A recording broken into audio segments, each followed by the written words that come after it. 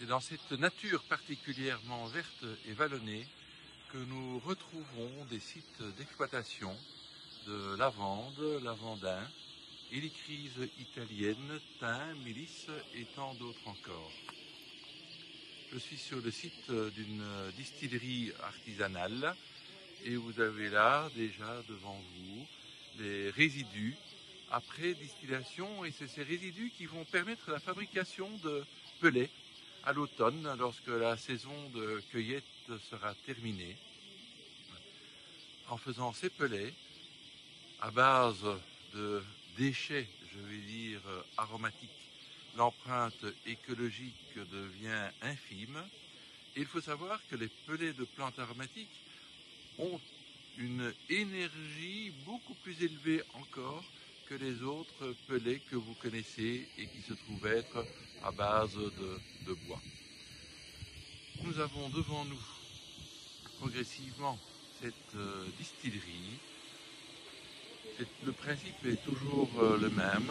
Vous avez une cuve qui reçoit une espèce de panier dans laquelle se trouve la plante aromatique et au travers duquel on injecte une vapeur d'eau qui parcourt la plante aromatique dans cette cuve, parvient à en extraire l'essence hautement volatile.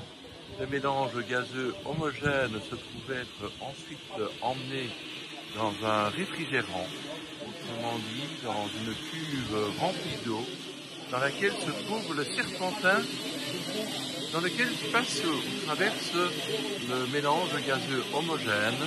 Il s'y refroidit et se condense pour livrer au final un liquide qui va se séparer en deux phases distinctes.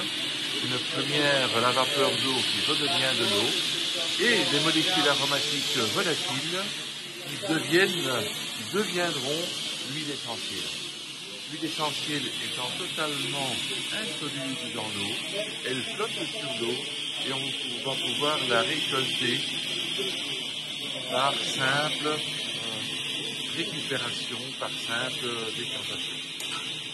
Pour la circonstance, je me trouve là avec une matière végétale que certains d'entre vous connaissent bien.